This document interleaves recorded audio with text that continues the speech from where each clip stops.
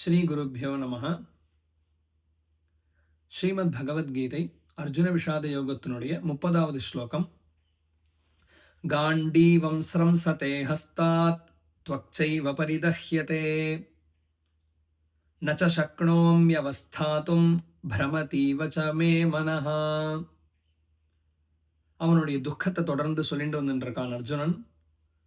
காண்டீவம் ஸ்ரம்சதே ஹஸ்தாத், இந்த இப்பேற்பட்ட சேனை, ரெண்டு பக்கத்துலையும் நிற்கக்கூடிய சேனையை பார்த்து யுத்தம் பண்ணணும் அப்படின்னு ஆசைப்பட்டுண்டு ஒரு பெருமிதத்தோட எந்த அர்ஜுனன் காண்டீவத்தை உயர்த்தி தனுருத்யம்ய பாண்டவஹா அப்படின்னு காண்டீவத்தை உயர்த்தி கிருஷ்ணா என் தேரை கொண்டு நிறுத்துன்னு சொன்னானோ அந்த அர்ஜுனனுக்கு இப்போ காண்டீவம் ஸ்ரம்சதே ஹஸ்தாத்.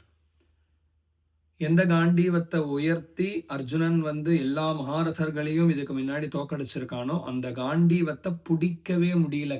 கை நழுவுறது, காண்டீவம் கையிலிருந்து நழுவி கீழே விழர்தான்.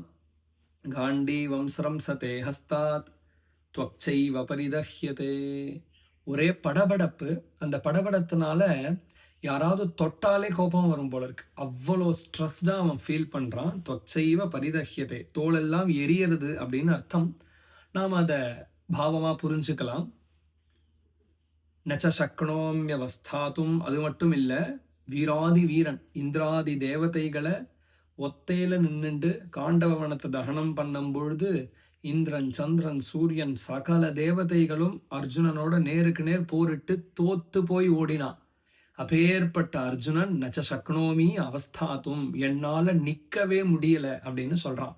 ஸோ இப்பேற்பட்ட வீரனை கூட ஒரு பற்றுனால வரக்கூடிய துக்கம் எவ்வளோ தளர்த்திடும் அப்படிங்கிறதுக்கு சரியான நமக்கு பாடம் இது. பிரமதீவ ச மே மனஹா, என் மனசு சுழல்ற மாதிரி இருக்கு. சுழல்ற மாதிரி இருக்குன்னா என்ன அர்த்தம்னு கேட்டா, மாத்தி மாத்தி என்னென்னமோ தோன்றது, சாந்தமா ஒருமையா மனசு இல்லை அப்படிங்கிறத அவன் வெளிப்படுத்துறான்.